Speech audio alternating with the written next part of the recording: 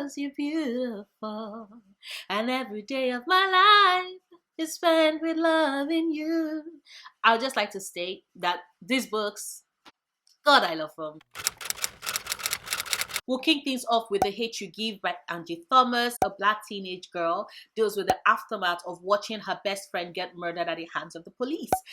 Angie Thomas is queen for this book. I cried, I raged, I fell deeply into myself in contemplation. And of course, I would like to state that The Hate You Give should not be the only book you read that deals with racism and police brutality. I bring this up because I saw quite a number of Twitter threads that was just, read The Hate You Give, read The Hate You Give. I'm like, yes, read The Hate You Give, but also read other books, non-fiction works, non-fiction accounts that feature real life people and actual real life situations for you to actually understand the system of racism and how entrenched it is in society. It's the reason why I actually did do a recommendations video about 20 books you should be reading about race. It will pop up somewhere on screen so you can go check it out if you've not watched that video already. But back to Hate You Give. Solid read, solid book. The writing, the characters, the themes that Angie Thomas explored in this book, tick, tick, tick. Perfection. It was an all-round 10. I absolutely loved it. Thank you so much, BookTube and Bookstagram, for bringing this book to my notice. Like, thank you. Next up is The Seven Husbands of Evelyn Hugo by Taylor Jenkins Reid. An aging Hollywood star tells us her life story, and what a life story it was. This book had glamour, but it also had heart. It had manipulation, but it also had pain. It was a story about loss, but it was also a love story. And every single moment of this book had me swooning hard. Evelyn Hugo is bae. This book is bae. The storytelling format in which this book was written, bae, bae, bae. Perfect, perfect. Wouldn't change a thing about you. Perfect, perfect. You would make for me. Then there is The Cruel Prince by Ollie Black. A human girl was kidnapped into the world of the Fae and ended up becoming even more Fae than the Fae themselves. This book, scheming, check. Manipulation, check. Courtly intrigue, check. An unlikable heroine that I absolutely adored, check.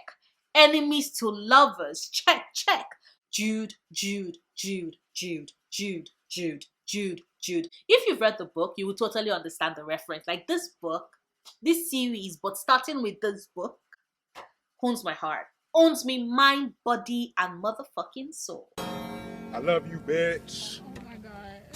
I ain't gonna never stop loving you, bitch. Then there is Get Alive, Chloe Brown by Talia Hibbert. I'm still so pissed that I did not read this book last year when it was released, because this book is awesome. A black woman survives a near-death experience and decides to strike out on her own. This book is witty and clever and funny and sarcastic and filled with so much British wit and humor, and is sexy as fuck.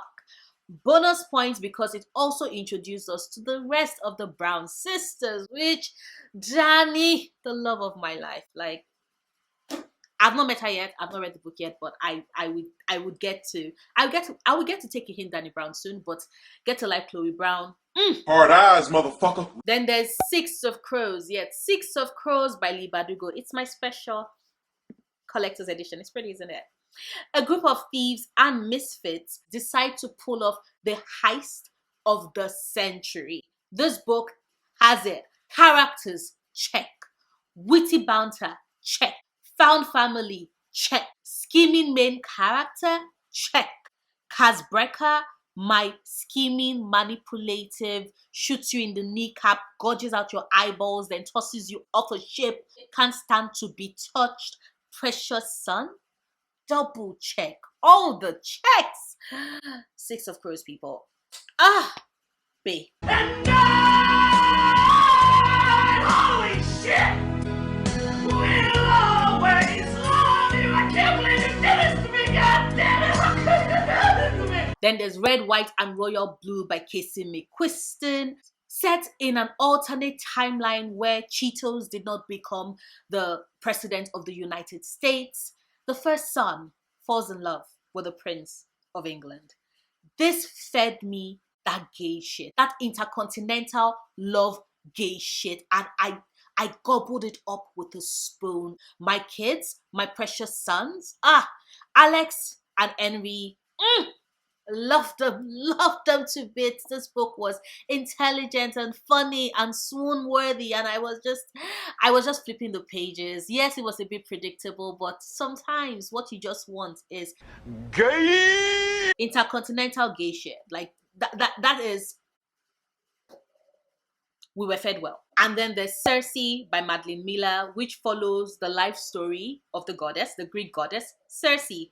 Madeline Miller is clearly built to write books that are based off of mythology, because the language, the story that she was able to craft and tell in this was just fucking brilliant. And seeing how well she captured all the aspects of Cersei was also immensely satisfying. Watching Cersei grow from neglected goddess to powerful witch to wise legend, it was immensely satisfying. It was melancholic and just a tad bit soulful, but was filled with so much heart. Cersei was the first Greek goddess I fell in love with back when I first read the Odyssey when I was 9. Yes, it was the translated version, but my school library had it, and I read it, and I fell in love with her from the very first time she showed up in that book, turning men to pigs. I am shooketh. And seeing Madeline Miller do justice to her in this book, my heart, my precious. I love this book. Then there's Daughter of Smoke and Bone by Laini Taylor. Young girl who collects teeth, runs into an angel, and inadvertently sets off a chain reaction that both starts a war but also restores memories that she had no idea she had lost in the first place. The writing in this, the vivid writing and world building and characters that Laini Taylor gave us with the series, starting with Daughter of Smoke and Bone. Beautiful story. Absolutely beautiful. Laini Taylor owns me, body and spleen, with this book. And yes, I cannot wait to get to the Strange Dreamer duology. I plan to, but Daughter of Smoke and Bone. My diamond. Worth the hype. Worth it. Then there's The Priory of the Orange Tree by Samantha Shannon. A young queen, a witch, a dragon rider, and a failed alchemist realize that the fate of their world lies in their hands and only them can save their world. This book gave me sapphic love and dragons. So is anybody surprised that when I finally got to it, I absolutely loved it? Oh my god! Wow! Yes, it is sprawling. Yes, it does have some pacing issues. Yes, the ending was a bit rushed. But I repeat, it gave me sapphic excellence. Is anybody surprised that it is on this list? Are you surprised? Are you really surprised? And finally, A Court of Mist and Fury by Sarah J. Maas. An abused woman long used to neglect from her family and the Fey Lord that she falls in love with ends up finding healing, finding herself, finding family, and learning to fight for herself. I know Sarah J. Maas gets a bad rep, and honestly, you're perfectly fine to not like her. I totally get it, but see, I absolutely love her.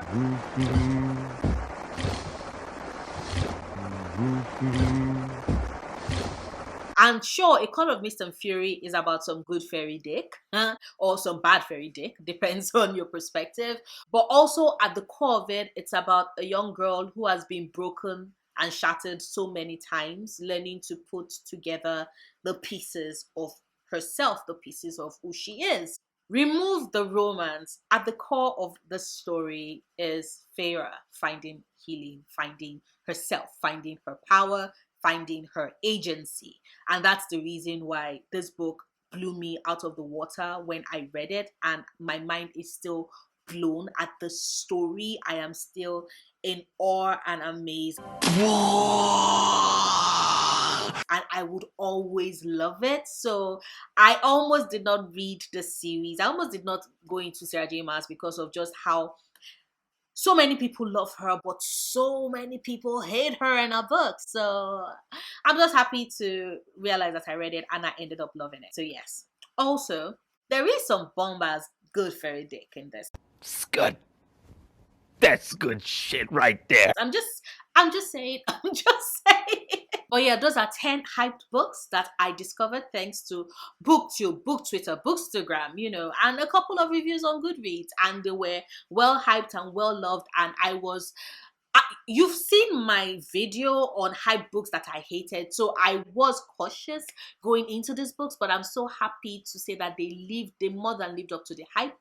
I absolutely adored them. Let me know what are some of your favorite books that are hyped that you loved in the comments down below, because I'm always looking for more books to add to my list.